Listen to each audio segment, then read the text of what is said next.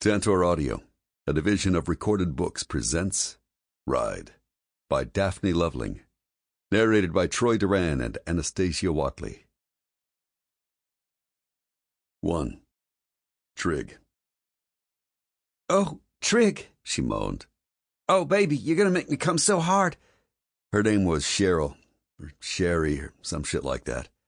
Something that started with a sh sound, which was fitting because the bitch hadn't shut up since we got to the motel. I mean, don't get me wrong, I like a woman to show some vocal appreciation, but this one sounded like she thought she was auditioning for a porno. A bad porno at that. Luckily, she had the best set of tits money could buy, and a pair of legs that just wouldn't quit. Her sister wasn't bad either. I'd met Sherry at a bar a few weeks ago, and we'd enjoyed a rousing fuck in a dark corner of the parking lot as I took her hard and fast up against the hood of her car. I'd ended up at that same bar tonight, and there she was again, this time with a slightly taller, slightly bustier carbon copy of herself. Never being a man to resist an opportunity when it presents itself, we eventually ended up here, with me preparing to fuck the life out of both of them. Sherry wasn't the best piece of ass I'd ever had. Generally speaking, I didn't bother with any women more than once, but the prospect of banging two of her at once had convinced me to make an exception to that rule. Sherry was whimpering and gyrating against my hand as I lazily finger-fucked her. My cock was standing at full attention as I tried to decide which one of them to bang first. I watched out of the corner of my eye as the other one batted her doe eyes at me seductively. What the hell was her name? Candy? Bambi? Who the hell knew? As if she knew she was auditioning for the part, she knelt down and proceeded to wrap her ruby red lips around my cock. A groan of satisfaction escaped my throat as I settled back and let her work me.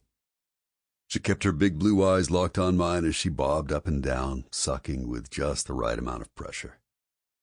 Sherry's eyes grew wide with lust as she watched the two of us. Not to be outdone, she bent over me and hung her tits in my face. I grabbed one breast in my mouth and sucked its nipple to hardness. "Oh, yeah, just like that, baby," she crooned. She reached down to her wet slit and began to pleasure herself, then immediately began shrieking and moaning again. I resisted the urge to tell her to shut the fuck up. Candy Bambi was a fucking Olympic champion at giving head, I had to admit as I watched her go down on me. If it had just been the two of us, I might have just let her keep going until I creamed in that luscious, pouty mouth of hers. But I'm a generous guy, and there's enough of me to go around. Never let it be said that I let a lady go home disappointed. So I pulled Candy Bambi off my cock and got her on her knees. Sherry gave me a wicked little grin as she watched, then knelt in front of her sister and began to kiss and lick her breasts. My cock jumped at the gorgeous sight of one hot slutty chick getting another one off. "That is fucking hot as balls," I growled. I grabbed the condom off the night table and ripped open the foil wrapper, then moved behind Candy Bambi, shoving my sheathed cock inside her warm, wet slit right up to the hilt.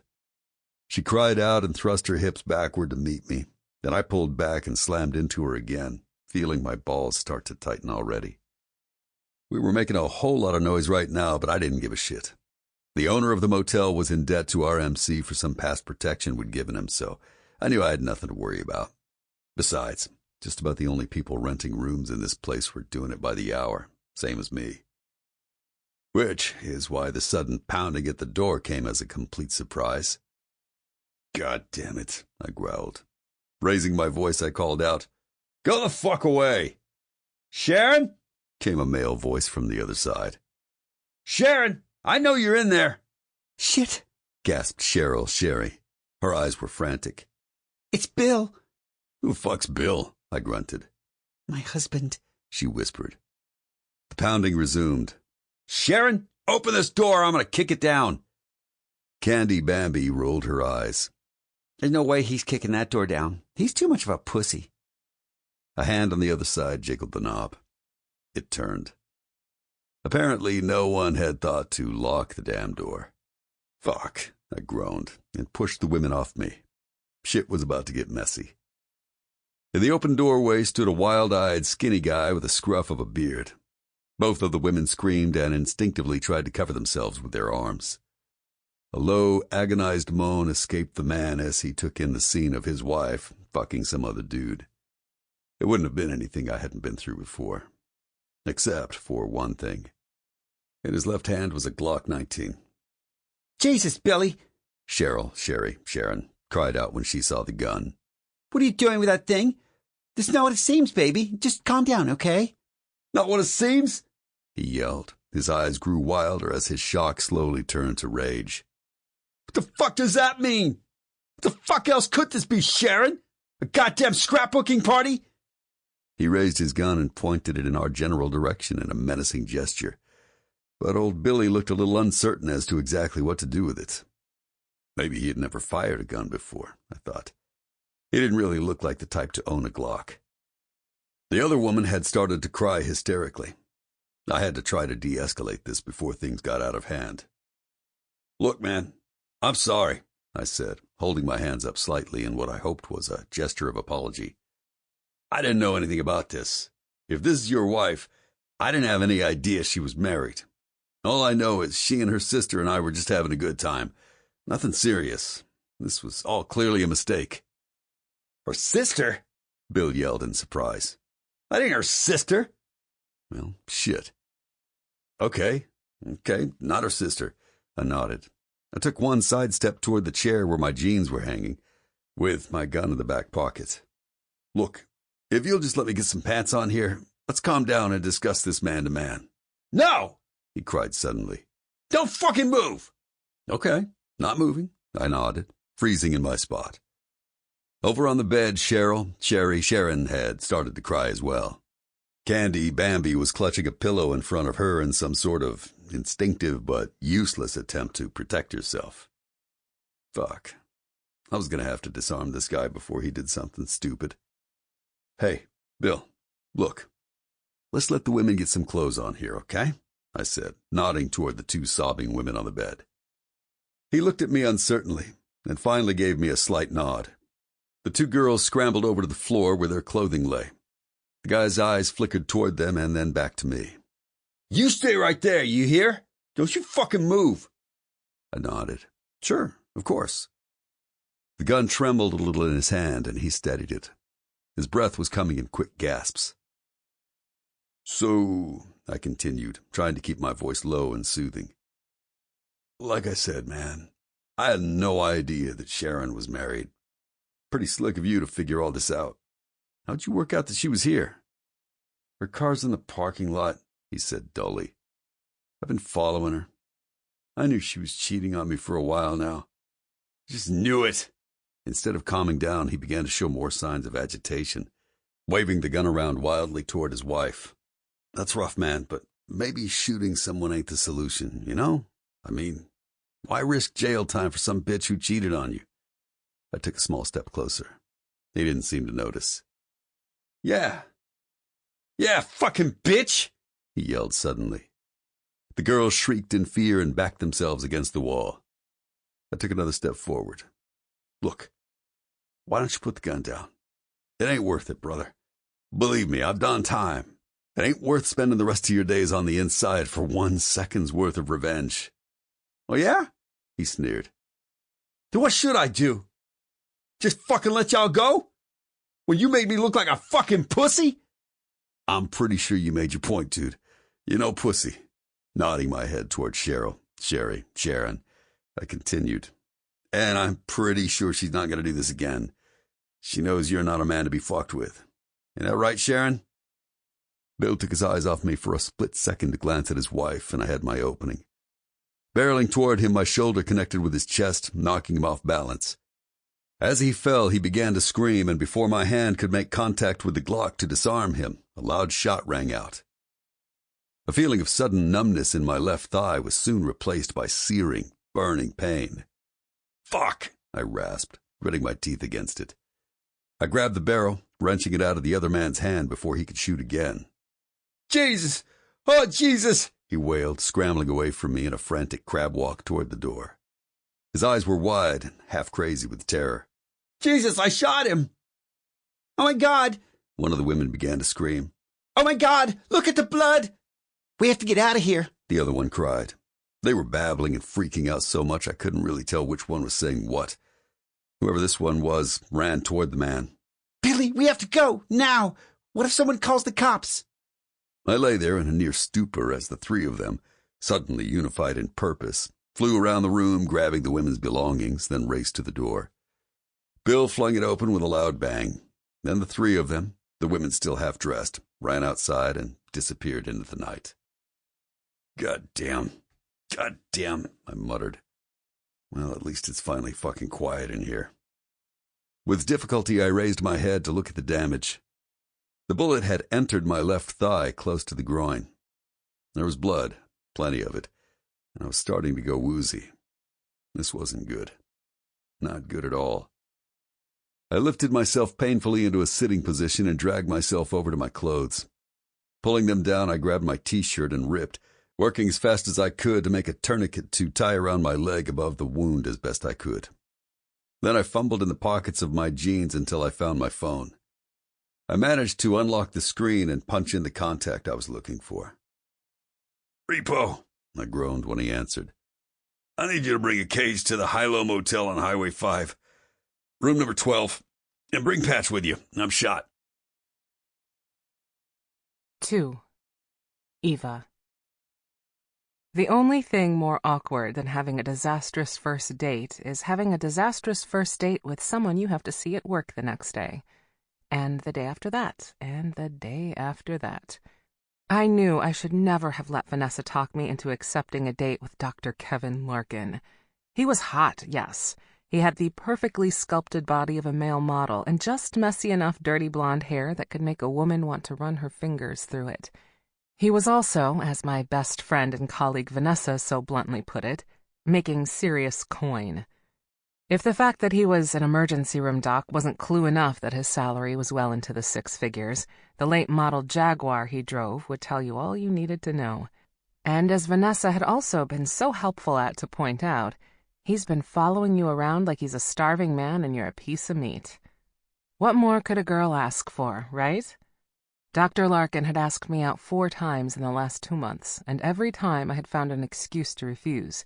And every time Vanessa found out I'd refused again, she went ballistic. "Eva, are you freaking crazy?" she would say. "He is hot, he is rich, he is into you. Good God, girlfriend, what more do you want?" I sighed. I'm just not comfortable dating someone I work with, man.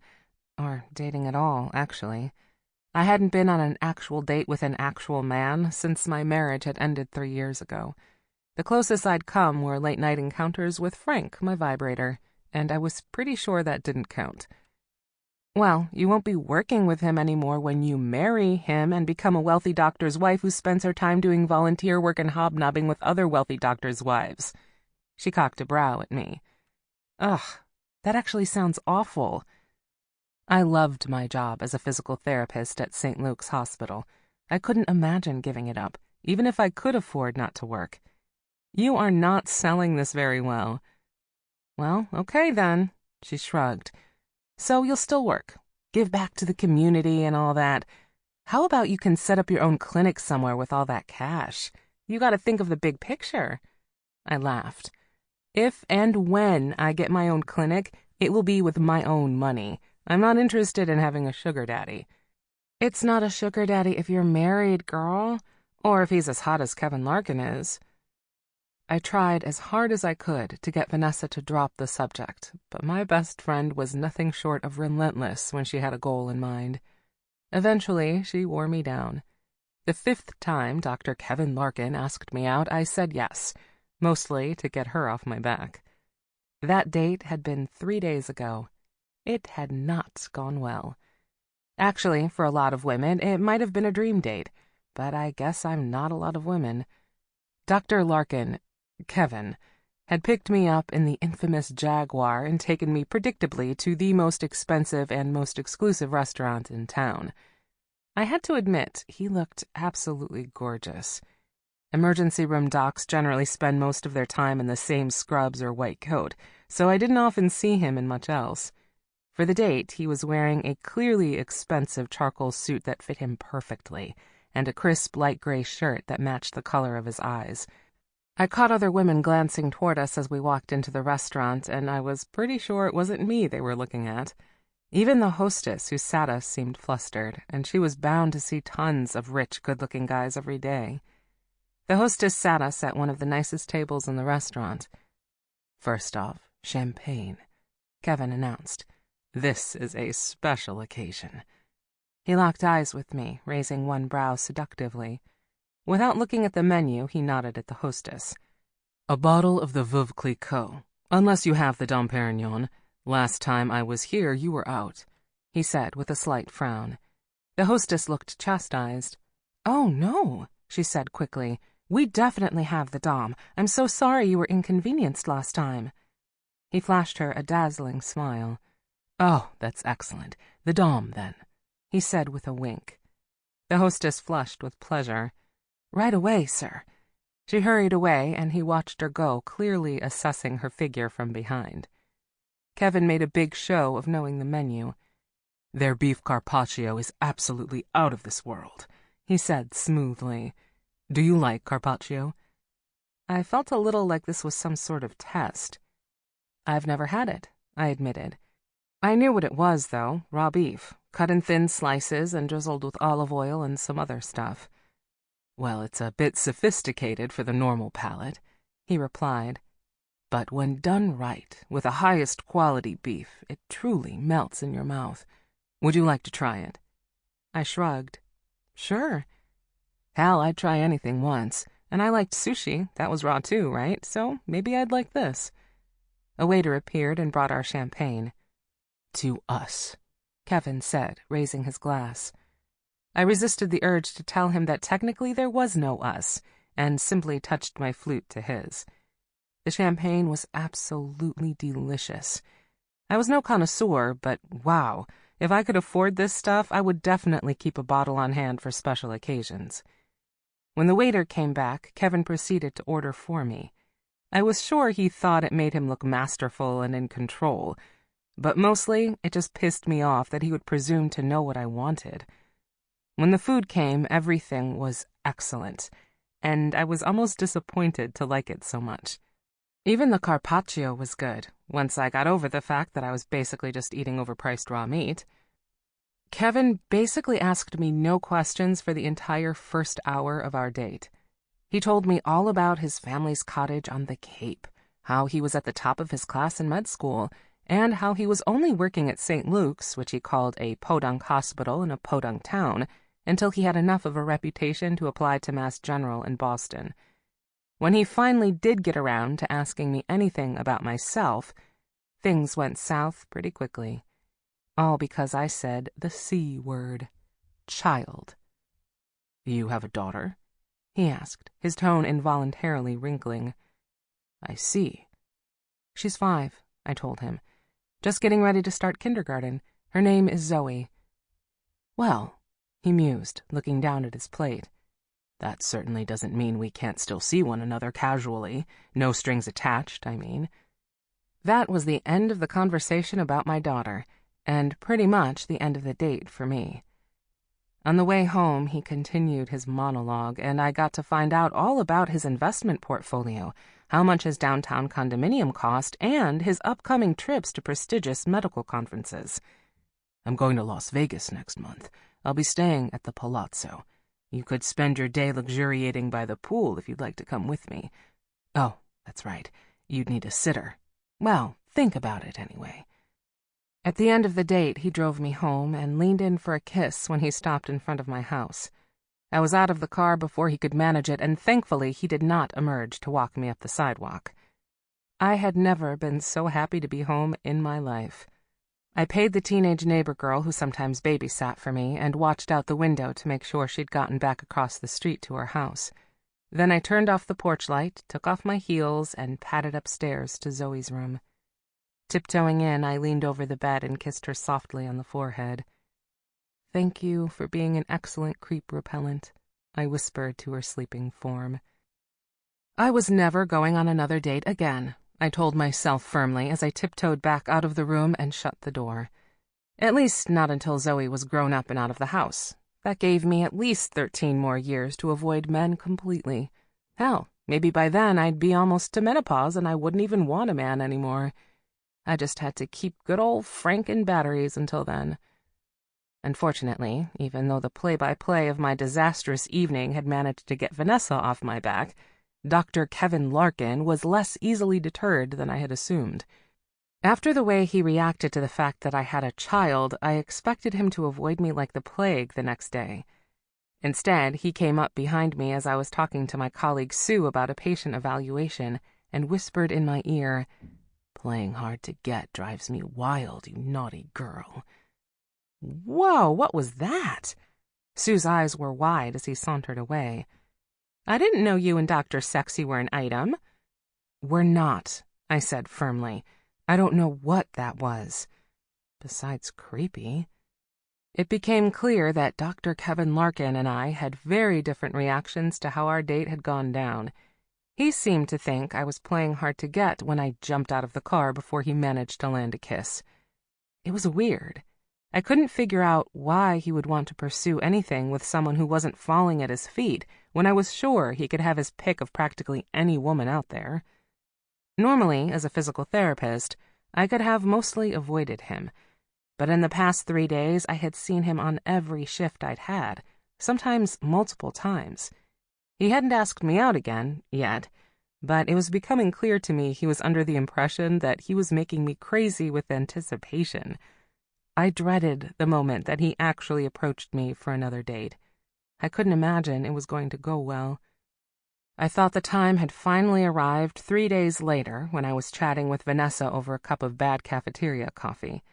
We were standing by one of the nurses' stations when suddenly her eyes went wide at something happening just past my shoulder. She raised her eyebrows and gave me a warning look. I turned toward the sound of footsteps approaching us to see Kevin with his white coat on over his scrubs. His expression was serious. I sighed and squared my shoulders, mentally rehearsing the little speech I'd prepared to let him down gently. But instead of asking me out, his tone was strictly professional this time. "Eva, I'd like you to come with me," he said, completely ignoring Vanessa. "There's a patient who'll need to begin therapy to rehabilitate a femoral neuropathy, and I'm assigning him to you." 3. Trig. Femoral neuropathy? What the hell does that mean? I'd been in this hospital for 3 days, and it was about 2.5 days too goddamn long. I was ready to jump out of my skin. When the doc walked in a few minutes ago and started flapping his gums, I thought for sure he was just going to look at my chart and tell me he was releasing me. I mean, shit. Last time I got shot, I didn't even need to be hospitalized. Patch took the bullet out at the clubhouse and I was good to go. I couldn't figure out what the holdup was. I mean, sure, this time was a more serious wound. Apparently, I almost died. But aside from the numbness in my leg and foot, I felt basically fine. I'd been unconscious when Repo and Patch arrived at the motel. Patch took one look at me and said, "Oh, shit. This ain't something I can sew up, Trig. We need to get you to a hospital." They managed to get me to St. Luke's, the next town over and 15 miles away, in record time. 5.5 hours and 48 stitches later, here I was, stuck in this hospital bed, hopped up on pain pills and itching to get the hell out of here. And now the doc comes in and says something about physical therapy? Fuck that shit. My club president, Gray Stone, was sitting in the chair beside my hospital bed, his leather cut slung over the armrest. He had been filling me in on club business for the last couple of days since I'd been laid up. Mostly he was telling me stories about how Frankenstein, one of our newer guys, had gotten so fucked up on whiskey the night before that he passed out on one of the couches by the pool tables. Cal had grabbed some makeup from one of the club whores and painted his face up real pretty, and Gray was showing me the evidence on his phone. I was laughing so hard I thought I'd rip my stitches open when the doctor came in to see me. The doc, whose name was Larkin, was a young guy, maybe early 30s, and Jesus Christ, he was an arrogant son of a bitch. About half of the time he had spent talking to me the past 3 days was bragging about how lucky I was that he was the one to sew me up. To hear him tell it, he was the only one on staff with the skills to save my life. As he yammered on about it right now for the umpteenth time, I wondered vaguely if it had been worth it, if it meant I had to listen to his bullshit. The numbness in your leg that you were complaining about yesterday is the result of nerve damage, he was saying. It's not surprising, considering the severity and location of the wound. You're very lucky that I was on staff to operate on you, he smiled smugly. The numbness would probably be even more pronounced if another, less skilled surgeon had treated you. What does this guy want, a fucking cookie? Gray muttered under his breath. I snorted.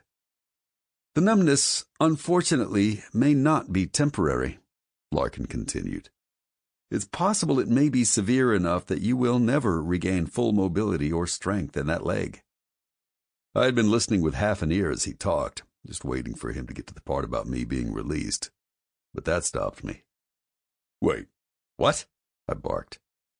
Are you saying I might not be able to walk? You'll be able to walk, but possibly not without the aid of a cane, he specified. And you may not regain full mobility or flexibility of the muscles in that leg. Hey, I'm gonna take off, Gray muttered, getting up. Let you guys continue this in private. He looked at me. Talk to you. I lifted my chin at him. Thanks, brother. This conversation was not going the way I had expected. I appreciated not having an audience for it. I waited until Gray was out the door, his boots echoing down the hallway. That doesn't make any damn sense, I argued with the doc. I've been shot before. Hell, I've been shot in the leg before, and I recovered, no problem. Yes, I noticed a scar on your lower right calf, he smirked. Not much more than a flesh wound, that one. The difficulty here, Mr. Jackson, is the location, so near the femoral nerve. As I said before, femoral neuropathy, nerve damage, is often a result of a gunshot wound of this type, provided the patient survives, which is not always a given. But in your case, you were lucky I was on staff to save you. He took a breath, his chest puffing out with pride, then continued. The femoral nerve is one of the largest nerves in your leg. It controls the muscles that help straighten your leg and move your hips. It's also what provides feeling in the lower part of your leg. When it is damaged, it affects your ability to walk and may cause problems with sensation and movement in your leg and foot. He glanced down at the bed. As you continue to recover, you may find that the numbness and tingling in your leg continue, and that you have difficulty extending your knee. You may also find that you have less than full mobility in your foot. When you stand, you may feel like your leg or knee is going to give out or buckle on you. Shit. Does that mean I might not be able to ride a bike? I asked. A cold, thin finger of fear began to snake through me. I presume you mean motorcycle and not a bicycle? He said mildly, glancing at my tattoos with an expression of vague contempt. Snooty little asshole. In either case, that remains to be seen. Physical therapy can help. I'm going to assign you to someone here at the hospital. If you take the therapy seriously, it will improve your chances of being able to regain functionality to as close to 100% as possible. I didn't say anything for a few seconds. The idea that I might not ever be able to ride again, it was almost impossible to imagine. If I couldn't ride, I couldn't be VP of the Stone Kings anymore.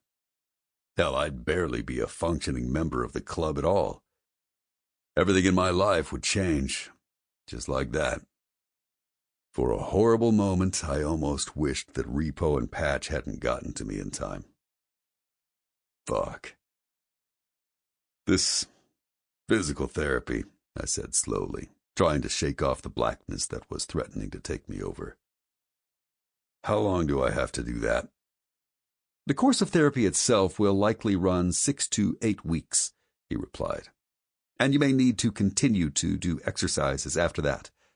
He grabbed my chart from the foot of the bed and glanced at it. I'll okay you for release this afternoon, but before I do, I'm going to bring the therapist by to meet you, who is on staff today. Do you have someone you can call to pick you up? Yeah, I said gloomily.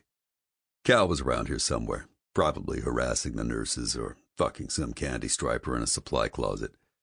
He showed up every day to hang out with me and give me the latest on the club, driving a cage just in case I got sprung.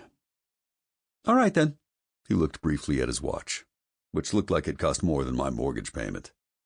I'll be back in a few minutes with the PT, and then we'll get you out of here. About an hour later, the doc came back in, followed by a young woman who was about as far away from my idea of a physical therapist as... Sample complete. Ready to continue?